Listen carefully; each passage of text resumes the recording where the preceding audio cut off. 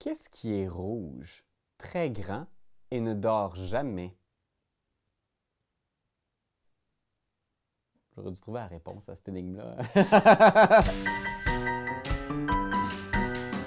Aujourd'hui, on parle d'énigmes, de puzzles, tu sais, ces fameux petits moments un peu funky où on veut donner une tangente originale à notre partie de jeu de rôle. J'ai parlé récemment des défis qui ne nécessitent pas de dés et je pense que les énigmes, c'est probablement le plus beau défi à lancer à vos joueurs pour vraiment essayer de... Moi, pour vrai, à chaque fois que j'ai une partie de jeu de rôle où il y a un petit puzzle de ce type-là, on ne peut pas vraiment rouler pour trouver la réponse. Il faut vraiment juste se creuser notre cervelle de joueur. Je sais pas, je suis pas bon en énigmes. Je suis pourri. Je suis pas super vaillant. Mais de juste être là avec des gens, puis de être en personnage dans une situation, de m'imaginer avoir à trouver une solution sous pression, parce que souvent la vie de nos personnages sont en jeu, je trouve ça le fun. Fait que je sais que c'est pas pour tout le monde, mais aujourd'hui, je vais vous donner 5 conseils pour essayer d'intégrer ces éléments-là dans votre partie sans que vos joueurs se sentent trop stupides. Donc oui, à la base, une énigme, c'est surtout une épreuve intellectuelle qui va mettre au défi vos joueurs autour de la table. Donc on voit tous les classiques du Sphinx qui se dresse au milieu d'un couloir et qui empêche les gens de passer s'ils ne répondent pas à la question « Qu'est-ce qui a 4 pattes le matin, 2 pattes le midi et 3 le soir? » Ou de vieilles runes naines à l'entrée d'une mine. Parlez, amis, et entrez! Oh! Ça, c'est sûr que c'est les classiques si vous voulez lancer à vos joueurs des charades, des énigmes. Il va falloir être un petit peu original parce que, bien sûr, les classiques que j'ai présentés, on les connaît toutes. Mais une énigme, ça peut être aussi beaucoup plus. Ça peut être un piège, par exemple. Moi, j'aime beaucoup les pièges qui ne sont pas mécaniques, dans le sens roule un D20 plus 5, si je touche ta classe d'armure, tu reçois 2 D8 poison. Moi, j'aime les pièges qui sont un peu malicieux, tu sais, qui sont, OK, ben il y a une plaque de pression au milieu du donjon, où il y a un trou dans le couloir, il faut que les joueurs sautent par-dessus, mais juste de l'autre côté, il y a une trappe que quand ils sautent dessus, ça tombe dans un puits d'acide. Comment est-ce qu'on peut découvrir ce piège-là? Qu'est-ce qu'on peut faire? À quelle interaction on doit faire avec notre environnement pour comprendre les dangers qui nous guettent? Et surtout, qu'est-ce que je peux utiliser dans mon équipement, dans mes sorts, dans mes habiletés pour surmonter ce piège-là? Est-ce qu'on peut se téléporter? Est-ce qu'on peut utiliser la bonne vieille corde, la pôle de 10 pieds? Fait que moi, j'aime ça, qu'une énigme, ça soit plus que juste une question bébête, que ça peut être aussi un mystère complètement nébuleux, comme qui est l'influence maléfique au sein du village? Qui fait disparaître tous les chats au milieu de la nuit et pourquoi?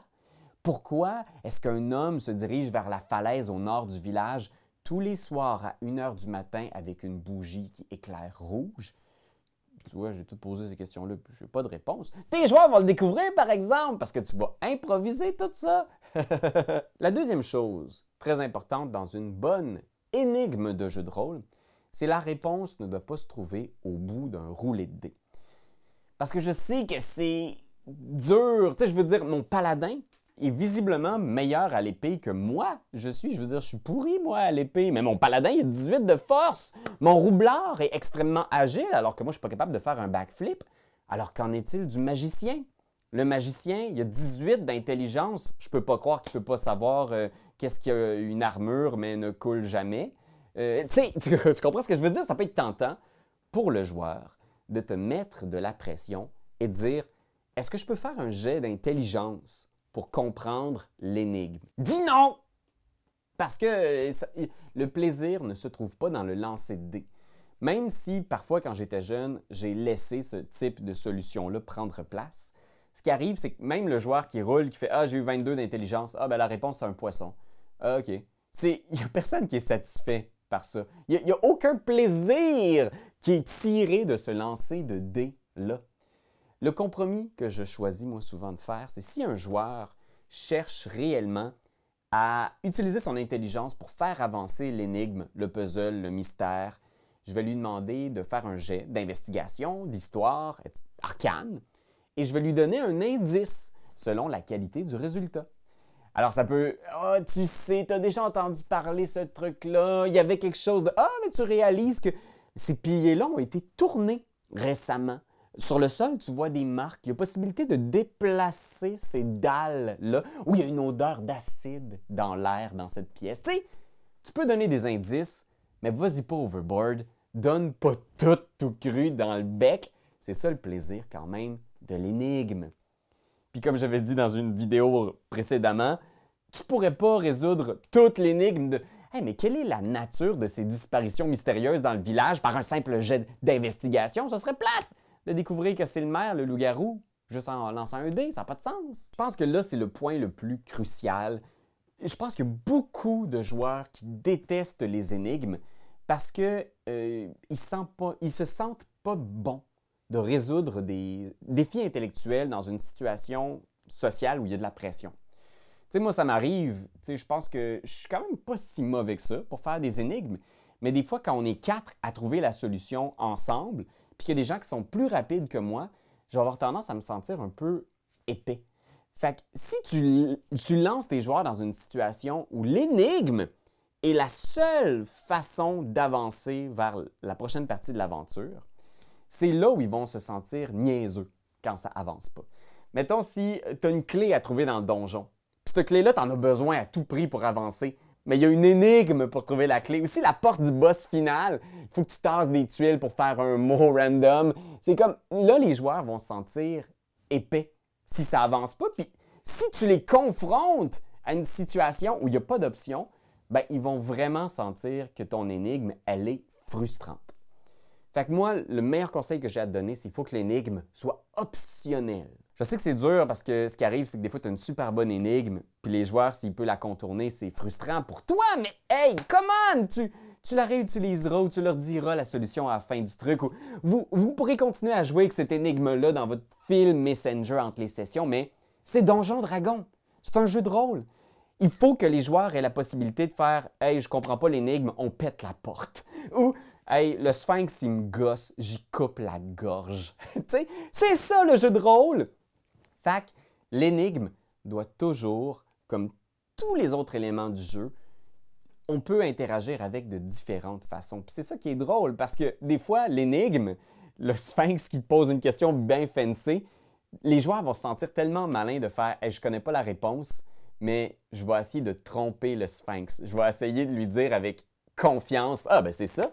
Je vais essayer de lui faire comprendre que c'est lui qui se trompe dans son énigme. C'est possible. C'est un jeu de rôle. Fait qu'il faut que les joueurs puissent penser en dehors de la boîte, qu'ils puissent contourner la porte, qu'ils puissent tromper le Riddler. C'est super important. Après ça, je vous dirais, il faut que l'énigme aussi fasse du sens dans le contexte de l'aventure. Oui, pour la cohérence, parce que c'est arrivé souvent de me retrouver dans une situation où l'énigme n'était pas reliée directement à l'univers dans lequel on évoluait. Puis c'est cool, ça le fait pareil, mais pour les joueurs, ça va être d'autant plus immersif s'ils savent qu'ils luttent contre un culte qui vénère des entités élémentaires du plan du feu. Fait que s'ils se retrouvent devant une porte bloquée, aucune façon de l'ouvrir, ça va peut-être être encore plus satisfaisant pour les joueurs de faire comme « Hey, savez-vous quoi? Il faut mettre une bougie en contact avec la porte pour l'ouvrir. » Parce que, vous vous souvenez, on a vu les gens qui se promenaient avec une bougie dans le donjon, puis « Ah, vous vous souvenez? C'est un culte du feu! Peut-être que si on invoque un élémentaire de feu... » Fait que toute cette cohérence-là va aider vos joueurs à répondre encore plus facilement à vos énigmes. Fait que si vous avez ce genre de petit puzzle-là, essayez de vous creuser la tête pour y donner une saveur qui va dans le même sens que votre histoire, que votre aventure, quand même. Finalement aussi, je vous dirais, allez-y pas trop compliqué. Oubliez pas que l'énigme, c'est un hors-d'œuvre. Hein? C'est un petit supplément à l'aventure, mais c'est pas le plat principal. Si vous allez chercher de l'inspiration dans des petits livres d'énigmes ou des jeux d'évasion comme Unlock, par exemple, vous pouvez essayer de vous en servir comme inspiration ou le très bon Flashback de Marc-Antoine Doyon. Vous pouvez vous servir de certaines de ces énigmes-là comme inspiration, mais assurez-vous que c'est de calibre, je vous dirais, enfant de 12 ans. T'sais, sortez pas vos énigmes les plus mathématiques, les plus complexes, qu'il faut avoir un savoir de la physique quantique. Les gens sont là pour se détendre aussi, c'est un jeu de rôle. Fait qu'il faut, mais tu sais, vous allez voir, là, ils vont capoter. Donnez-leur des puzzles, des pièces de casse-tête, 9 morceaux, puis écrivez des runes dessus. Tu sais, ce genre de petits trucs-là, super simple, ils trouvent une pièce dans chaque donjon, il faut qu'ils fassent un puzzle avec sous pression dans une situation où il y a un combat, il faut qu'ils le mettent sur le battle map, il faut que chacun déplace un des morceaux.